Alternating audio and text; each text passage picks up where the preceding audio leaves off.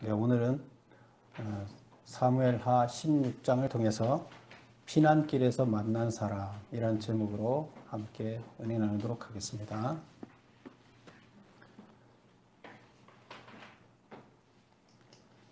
이제 다윗은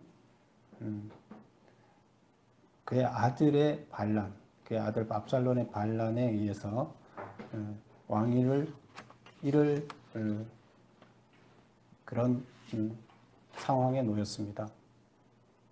그래서 지금 군사적으로 싸우면, 군사를 가지고 아들 반란군과 싸우면 이길 것이 분명하지만 다윗은 지금 가족 간의 분쟁이고 아들과 부모 간의 분쟁이고 또 민족의 분쟁이잖아요.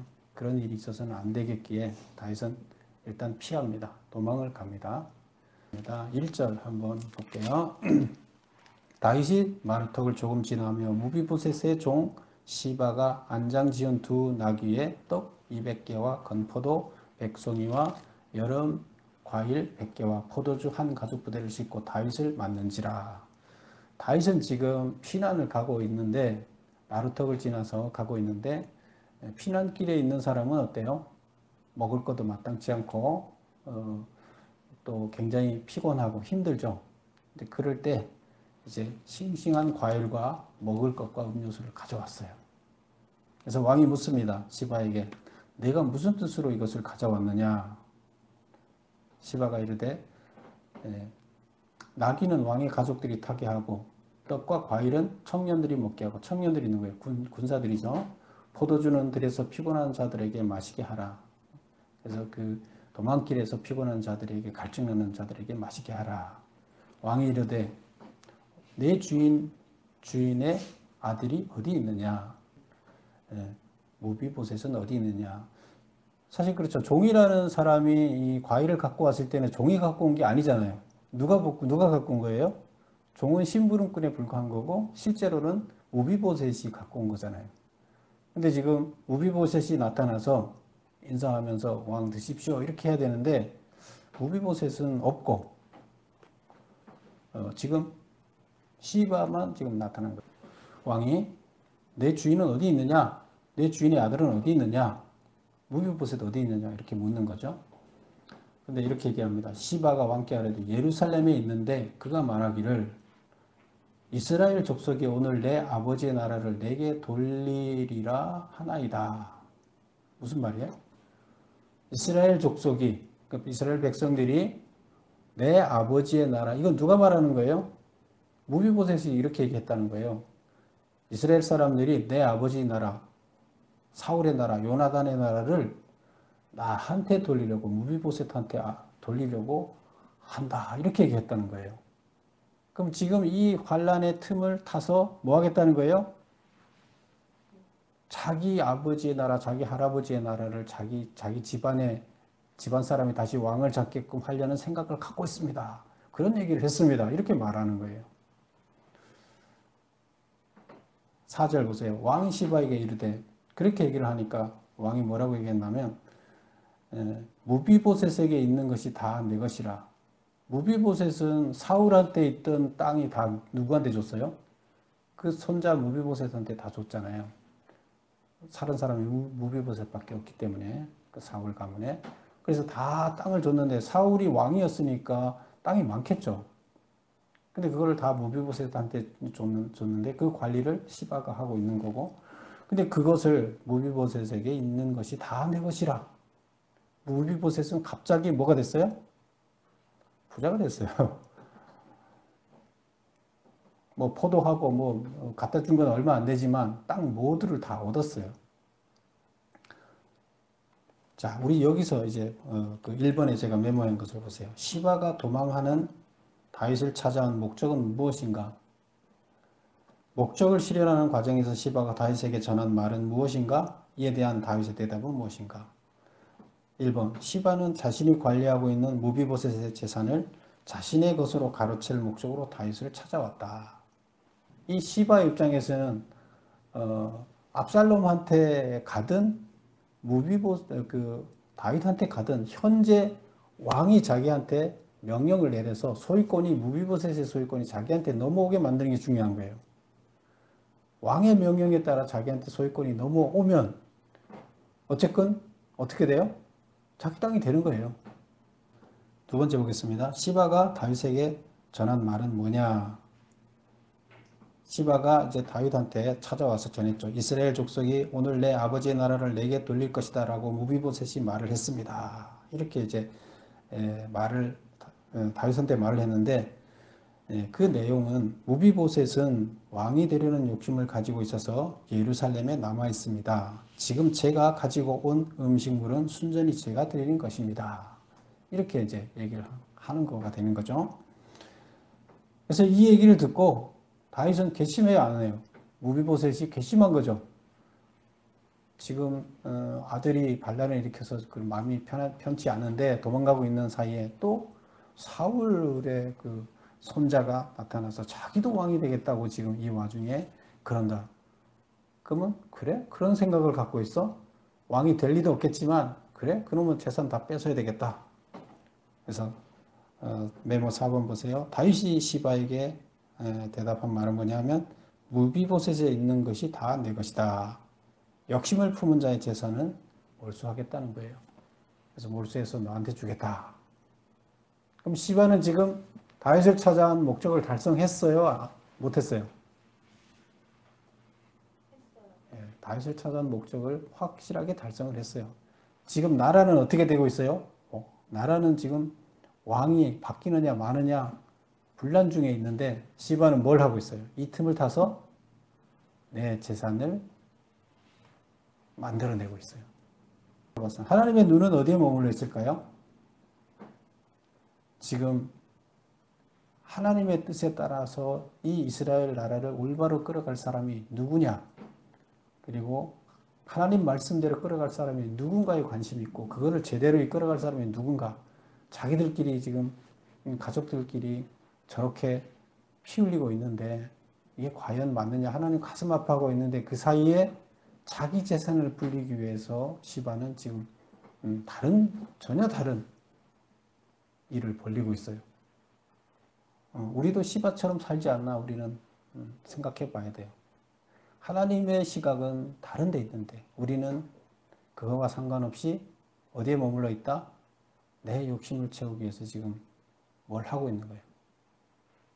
하나님의 거대한 뜻이 움직이는 그곳에 내 생각과 내 시각이 있지 않고 내 욕심을 채우는 곳에 환경이 어떻든 이 지금 조직체가 어디로 가든 공동체가 어디로 가든 이스라엘이 어디로 가든 관심 없고 지금 그 사이에 나라가 망하든 뭐하든 그 사이에 나는 내 이익을 누리면 내 자산을 누리면 되겠다. 많은 사람들이 이렇게 살고 있습니다. 근데 하나님의 시각으로 바라보면 어떻게 했느냐는 거예요. 그 2번, 제가 문제 2번 메모해 놓은 거 보겠습니다. 무비보셋에 대하여 왕께 아뢰인 시바의 말이 진실인지 거짓인지를 알 수 있는 성경 구절, 즉 무비보셋의 항변 내용은 무엇인가? 지금 왕은 누구 말만 들었어요? 시바 말만 듣고 결정을 해서 무비보셋의 재산을 시바에게 넘겼습니다. 근데 이게 맞는지 틀리는지를 여기 16장에서는 이걸 기록하고 있지 않지만 19장에 가면 기록하고 있습니다. 19장 보겠습니다. 24절. 이때는 어떤 환경이 나오면 다윗이 다시 반란군을 제압하고 왕으로 다시 돌아올 때예요. 그때 이야기예요. 왕으로 다시 돌아옵니다. 압살롬은 죽었어요. 24절. 사울의 손자 무비보셋이 내려와 왕을 맞으니 이제 그 예루살렘 성에서 계속 있었죠. 그는 왕이 떠날 날부터 평안히 돌아오는 날까지 그의 발을 맵시 내지 아니하고 그의 수염을 깎지 아니하며 옷을 빨지 아니하였더라. 예루살렘에 와서 왕을 맞을 때에 왕이 그에게 물어 이르되 무비보셋이여 내가 어찌하여 나와 함께 가지 아니하였더냐 하니 대답하되 내 주 왕이여 왕의 종인 나는 다리를 절므로 내 나귀의 안장을 지어 그 위에 타고 왕과 함께 가려 하였더니 내 종이 나를 속이고 내 종이 누구예요? 시바가 나를 속이고 종인 나를 내 주 앞에 모함하였나이다. 내 주 왕께서는 하나님의 사자와 같으시니 왕의 처분대로 하옵소서. 그래서 못 갔습니다. 시바가 나를 버려두고 갔습니다. 28절 내 아버지의 온 집이 내 주 왕 앞에서는 다만 죽을 사람이 되지 아니하였나이까. 그러나 종을 왕의 상에서 음식 먹을 자 가운데 두셨사오니 내게 아직 무슨 공의가 있어서 다시 왕께 부르짖을 수 있사오리이까 하니라. 왕이 그에게 이르되 내가 어찌하여 또 내 일을 말하느냐. 내가 이르노니 너는 시바와 밭을 나누라. 들어보니까 왕이 들어보니까 그 모습을 봐도 이게 누구 말이 맞아요? 무비보셋이 말이 맞는 거예요. 그래서 29절에 너는 시바와 밭을 나누라. 밭을 반씩 나누라는 거예요. 여러분이 다윗이면 어떻게 해야 되겠어요? 밭을 반을 나누는 게 맞겠어요? 다 돌려주는 게 맞겠어요? 시바가 음모를 썼으니까 다 돌려줘야 되죠. 근데 시바한테 반을 준다는 건 말이 좀 안 되죠. 어쨌건 다윗은 이렇게 판단을 했어요. 그리고 30절 무비보셋이 왕께 아뢰되 내 주 왕께서 평안히 왕궁에 돌아오게 되었으니 그로 그 전부를 차지하게 하옵소서. 왕이 돌아왔으니 됐습니다. 저는 어차피 왕께서 저 먹여 살려줄 거 아닙니까? 밥상에서 밥 먹게 해주니까 저는 필요 없습니다. 그러니까 시바한테 다 그냥 주십시오. 이렇게 얘기를 해요. 그러면 지금 무비보셋은 재산에 대한 욕심이 있어요? 없어요? 없죠. 그 다음에 자기가 옷도 빨지 않고 수염도 깎지 않고 이렇게 거기서 왕을 기다리고 있었다는 것은 그가 욕심이 있었다는 거예요? 없었다는 거예요? 욕심이 있었으면 다른 사람 데려다가 머리도 깎고 이제 자기가 반란군이 될 뭔가를 준비를 했겠죠. 그러나 그런 걸 하나도 하지 않고 그냥 그대로 지금 이 모습을 보면 그대로 있었어요. 이걸 보면 욕심도 없었어요. 재산의 욕심도 없어요. 그렇다 그러면 시바가 잘못됐다는 것을 우리가 알 수가 있는 거죠.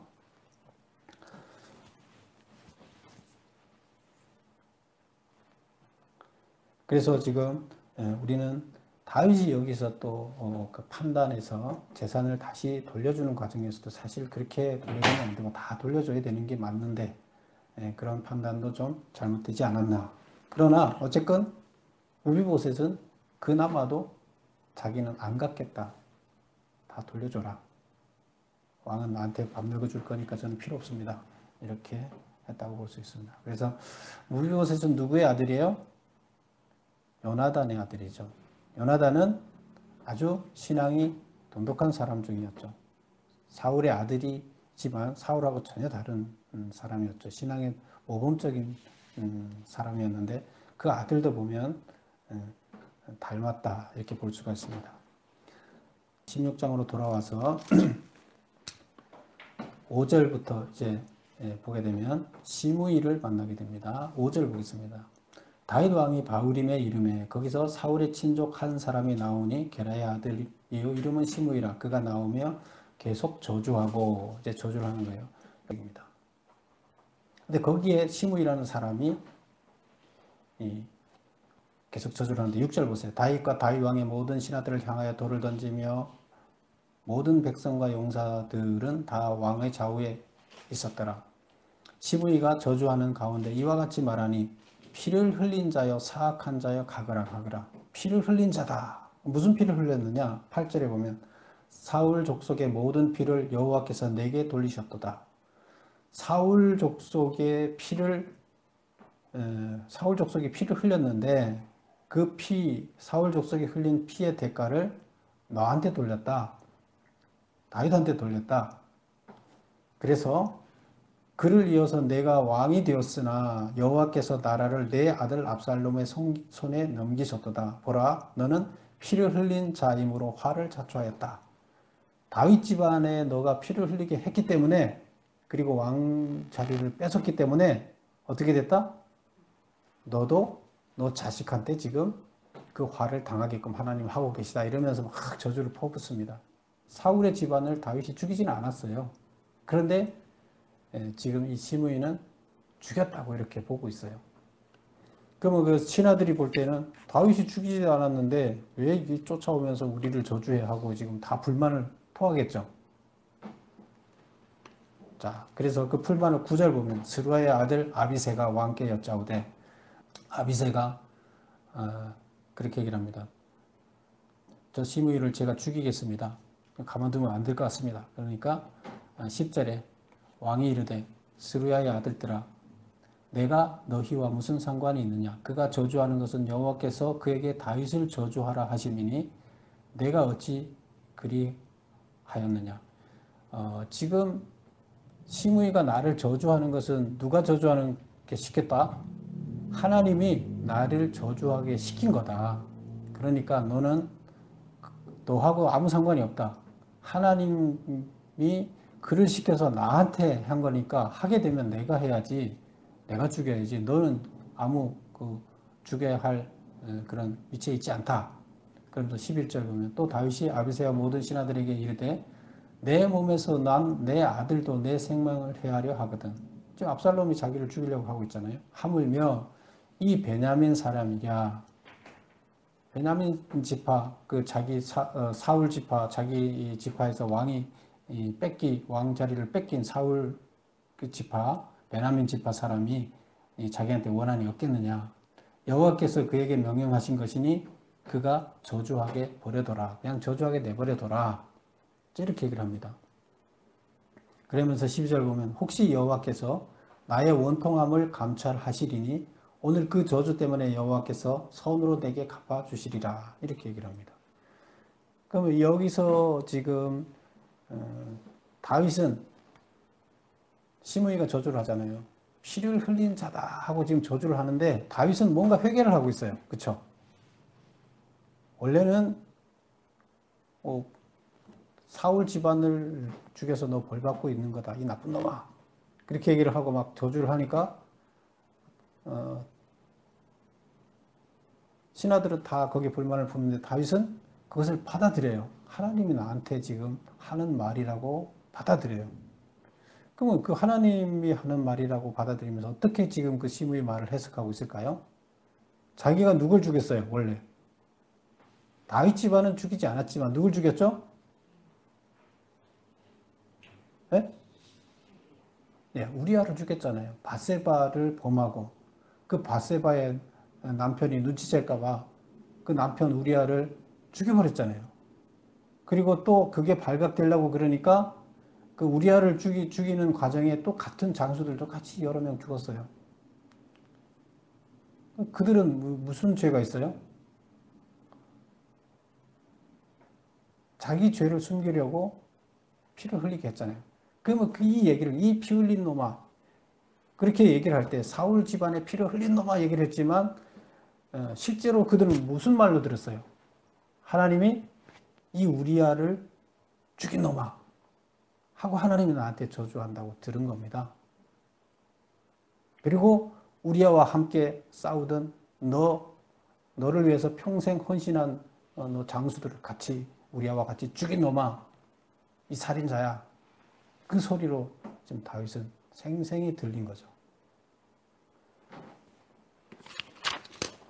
그러면 다윗은 그렇게 그 소리를 하나님의 음성으로 들으면서 무슨 생각이 들겠어요? 시므이를 죽여야 되겠다는 생각이 들까요? 안 들어요. 하나님이 지금 저를 통해서 말하고 있는데 그를 죽이면 하나님을 지금 하나님한테 저항하는 거잖아요.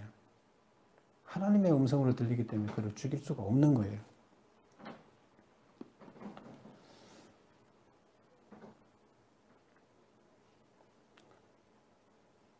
그래서 4번을 보겠습니다. 시므이의 저주 내용은 무엇인가? 다윗은 그 저주를 어떻게 해석하고 있는가? 3번을 보면 우리아의 피를 흘린 죄에 대한 하나님의 징계를 시므이를 통해서 내리는 것으로 해석하고 달게 받고 있다. 그러면 다윗이 계속 달게 그 생각이 변하지 않고 계속 그랬을까요? 지금은 이렇게 생각해요. 그런데 나중에 보면 시므이가 나쁜 죄가 있다고 생각할까요? 없다고 생각할까요? 다윗이? 지금은 죄가 없다고 그는 아무 죄가 없다 지금 여기서 얘기를 해요. 그래서 건드리지 말아라 이렇게 얘기를 해요. 근데 나중에 솔로몬한테 왕권을 넘겨줄 때 뭐라 그러냐면 시므이가 죄가 없지 않다. 나는 죽이지 못했지만 나는 약속을 했기 때문에 죽이지 못했지만 너는 그를 반드시 죽여라. 그래서 죽입니다. 그렇다 그러면 다윗이 어떻게 한 거예요? 지금 이 상황에서는 자기가 도망가고 이 상황에서는 정말로 이런 상황에서는 하나님이 자기를 저주하는 걸로 생각했지만 다시 왕권이 회복되고 나서 어떤 생각을 했다는 거예요? 시므이가 돌아보니까 이 괘씸한 거예요. 그래서 시므이를 결국 죽이는 일이 발생합니다. 다윗의 진심은 어디 있는 거예요?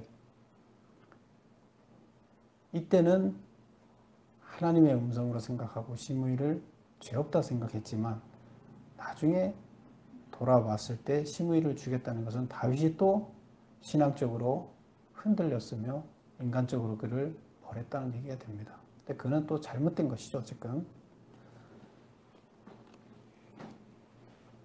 이제 이렇게 해서 두 번째 그 저주를 여기서는 어떻게 했느냐?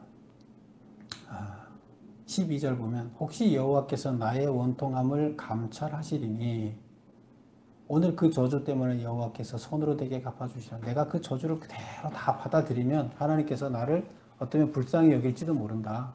그래서 좋은 것으로 내가 그렇게 모욕을 다 당했기 때문에 징계를 받았다 생각하고 다시 나한테 선을 베푸실지도 모른다. 은혜를 베푸실지도 모른다. 이런 얘기를 부하들에게 합니다. 이것은 다윗의 본심이었죠. 이 두 번째 시므이를 자기를 저주하는 사람을 만났습니다. 다윗이 참 회개를 했는가 하는 것을 우리는 여기서 깨달아야 될 것입니다. 그 다음에 세 번째 나오는 이야기는 후세 이야기가 되겠습니다. 후세는 어떤 사람이었죠? 다윗의 참모 5번을 보세요. 압살롬이 예루살렘으로 입성했다는 것은 무엇을 의미하는가? 이때 함께 등장시키는 인물들은 누구인가? 여기서 압살롬이 예루살렘에 입성했다는 기록은 왕위를 공식적으로 찬탈했음을 의미한다. 그러니까 압살롬이 지금 다윗의 왕위를 공식적으로 찬탈했다. 이제 이 얘기를 하는 거죠. 그러면서 등장하는 사람이 두 사람이 더 나오는 거죠. 아히도벨하고 후세하고 나오는데 핵심은 후세 이야기를 하기 위해서 이제 아히도벨 이야기도 합니다. 아히도벨은 앞에 장에서도 나왔었죠. 아히도벨을 압살롬이 가서 모셔왔죠. 자기 참모가 되달라고. 그래서 아히도벨은 참모가 기꺼이 됐어요. 2번 보겠습니다. 아히도벨은 다윗의 책사였으나 밧세바 사건에 불만을 품고 낙향을 했어요. 왜요? 밧세바의 할아버지예요. 그러니까 자기 손녀를 겁탈하고 손녀의 남편을 죽인 이 사람을 자기는 주인으로 모실 수 없죠. 여러분 같으면 모시겠어요? 그래서 그만두고 공직을 그만두고 자기 고향으로 낙향을 했어요. 거기 가 있다가 압살롬이 지금 쿠데타를 일으킨다. 그리고 압살롬이 자기를 모셔온다 그러니까 생각을 한 거죠. 원수 갚을 때가 됐다. 이제 이렇게 생각을 하고 간 거죠. 그래서 압살롬 편에 합류를 한 거예요. 그 다음에 후세가 나오는데 후세는 원래 다윗의 참모였죠. 그런데 앞장에서 후세가 어떻게 합니까? 다윗을 쫓아오니까 다윗이 쫓아오지 말고 너는 첩자가 돼서 여기서 일어나는 일을 나한테 다 보고해라. 그리고 더 중요한 인물은 뭐예요? 아히도벨이 그쪽에 참모가 돼서 압살롬의 참모가 돼서 작전을 짤 건데 그 작전을 무산시키는 역할을 너가 해야 된다 하고 사명을 줍니다. 임무를 줘요.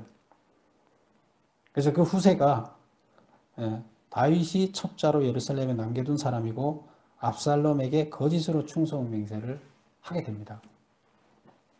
그래서 여기서 보면 이제 후세를 압살롬은 그 예루살렘에 들어갔더니 후세가 거기에 있는 거예요. 그쵸?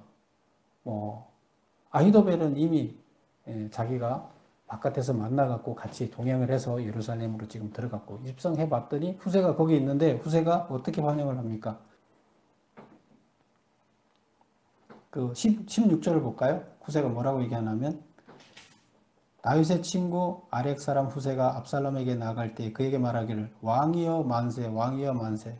그래서 예루살렘 성에 있다가 압살롬이 들어오니까 압살롬 만세를 부르고 지금 환영을 하는 이런 상황입니다. 그래서 당신의 참모가 되겠습니다 하고 이제 이야기를 하죠. 그러면 이제 앞으로는 압살롬이 누구를 통해서 국정을 이끌어 가겠어요? 누구의 작전을, 누구의 정책을 가지고? 아히도벨과 후세 두 사람의 정책을 가지고 하겠죠. 이제 그 상황이 17장에서 두 사람을 통해서 그들의 정책을 반영하는 이야기가 17장에서 나옵니다. 근데 우선 17장이 가기 전에 먼저 첫 번째로 들어가자마자 하는 일이 있습니다. 첫 번째 하는 일이 뭔가? 6번 보세요. 메모 6번. 아히도벨의 계략에 따라 예루살렘에서 압살롬이 처음으로 행한 일은 무엇인가? 이 일을 행한 이유는 무엇인가? 옥상에 장막을 치고 온 이스라엘이 지켜보는 가운데 압살롬이 아버지의 후궁들과 동침하였다. 누구의 계략이에요? 아히도벨한테 물었어요. 아히도벨아, 이제 여기 들어왔는데 내가 지금 어떻게 해야 되겠느냐 하니까 첫 번째 계략을 내놓은 게 당신의 아버지의 부인이죠. 그 후궁. 그 후궁들은 다윗의 부인이에요, 어쨌건. 근데 그 부인을 옥상에서 사람들이 보는 앞에서 보도록 잘 보이게 옥상에 가서 겁탈을 해라. 10명을 겁탈을 하는 이것을 보여줘라는 거예요. 왜 이렇게 지금 아히도벨은 계략을 냈을까요? 옛날에는 원래 정복 전쟁을 하게 되면 어떻게 하냐면 상대방 나라의 가족들을 다 죽입니다. 그리고 그 상대방 나라의 왕의 부인을 겁탈을 해요. 그게 뭐냐면 마지막 깃발을 꽂는 거예요. 그래서 그 나라를 완전 정복하고 그 나라의 왕권을 완전히 무너뜨리는 작업을 그런 식으로 표현을 했어요. 그거예요. 여기서 지금 사실은 자기 아버지의 부인을 이렇게 하면 일륜적으로 말이 안 되는 거잖아요. 근데 아히도벨은 이것을 시킵니다. 그러면 뭐예요? 공식적으로 이제 완전히 정복했다. 이 나라는 완전히 압살롬의 것이다. 는 것을 깃발을 꽂으라는 거예요. 그리고 지금 백성들 중에는 200명을 데리고 가서 대관식을 지금 했잖아요. 헤브론에서. 근데 그 대관식을 했는 그 사람들이 처음부터 압살롬이 쿠데타를 일으켜온 것에 동조하고 갔던 사람이 아니잖아요. 그래서 어쩔 수 없이 코가 끼어서 동조자가 돼서 역적이 됐는데 다윗이 만약에 다시 왕이 된다면 어떻게 되겠어요? 그들 다 죽을 목숨이에요. 지금 상황이 어떻게 될지 아직 불명확해요. 다윗이 보통 사람이 아니라는 걸 다 알고 있기 때문에 그렇다고 압살롬이 뭐 자기가 대단한 군사력을 지금 소유한 것도 아니고 그러면 지금 쫓아오는 사람들이 어떻게 하겠어요? 머뭇머뭇하고 있는 거예요. 어떻게 될지 몰라요. 근데 만약에 뭐 부부싸움은 칼로 물베기라 그러잖아요. 근데 마찬가지로 부자지간에 지금 싸움은 나중에 뭐 아버지가 왕이 돼서 자식 죽이려고 하면 아버지 잘못했습니다. 그러면 자식 안 죽이고 살려줄 거 아니에요. 그런데 동조했던 사람들 살려주겠어요? 그 사람들 입장에서는 부자지간의 싸움이라 그러면 이전에도 그러다가 서로 입맞춤하고 그랬는데 안 보고 그러다가 부자지간의 싸움이라 그러면 이게 자기들이 중간에 끼어서 안 될 것이다 하고 중간에서 이러지도 못하고 저러지도 못하고 있는 사람들이 있겠죠. 지금 그 얘기예요. 21절 한번 읽어보겠습니다. 이제 그럴 때 어떻게 하라는 거예요? 그들한테 확실하게 자기 편이 들게 해라는 거예요. 그런 사람들이 다윗을 돌아서고 자기한테 확실하게 돌아서게끔 하려고 그러면 당신이 이 짓을 해야 됩니다. 이렇게 얘기를 합니다. 21절 보겠습니다. 아히도벨이 압살롬에게 이르되 왕의 아버지가 남겨두어 왕궁을 지키게 한 후궁들과 더불어 동침하소서.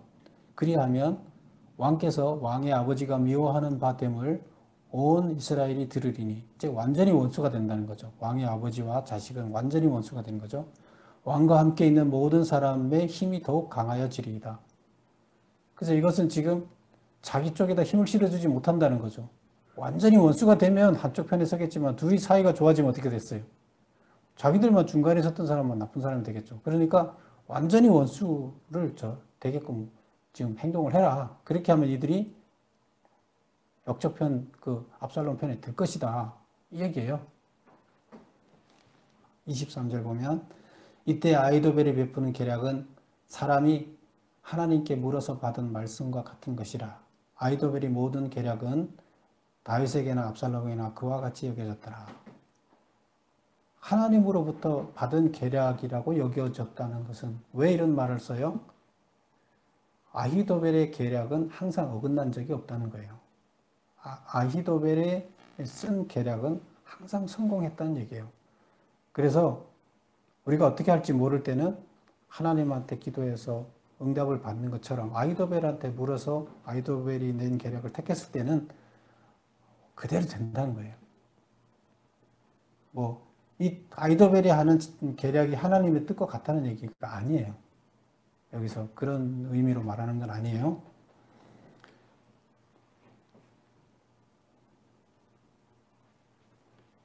지금 오늘 마무리를 하면 다윗은 피난길에서 환대해주는 첫 번째 사람 시바를 만났어요. 그런데 그 시바를 통해서 시바 때문에 다윗은 또 잘못된 통치 행위를 하게 되는 겁니다. 그리고 다윗이 그런 어려운 상황에 있을 때 시바는 자기 욕심을 챙기는 이런 것들을 보여주면서 성경에서 시바의 모습을 보여줍니다. 그런데 이런 상황에서도 시바를 통해서 신실하게 믿음을 갖고 살아가는 모비보셋이라는 사람을 또 우리는 전면에 등장시키지는 않지만 뒷면에 살짝 나타나면서 진실한 삶을 살아가고 있는 모비보셋의 모습을 보여줍니다.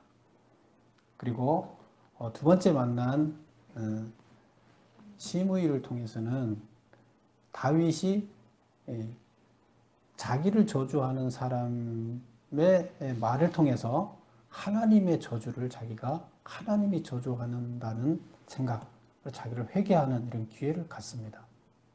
하나님의 음성으로 들린 거예요. 그래서 하나님은 여러 가지 방법으로 음성을 전달하세요. 근데 다윗이 하나님의 음성을 이렇게 바로 들은 것은 참 잘한 일이에요.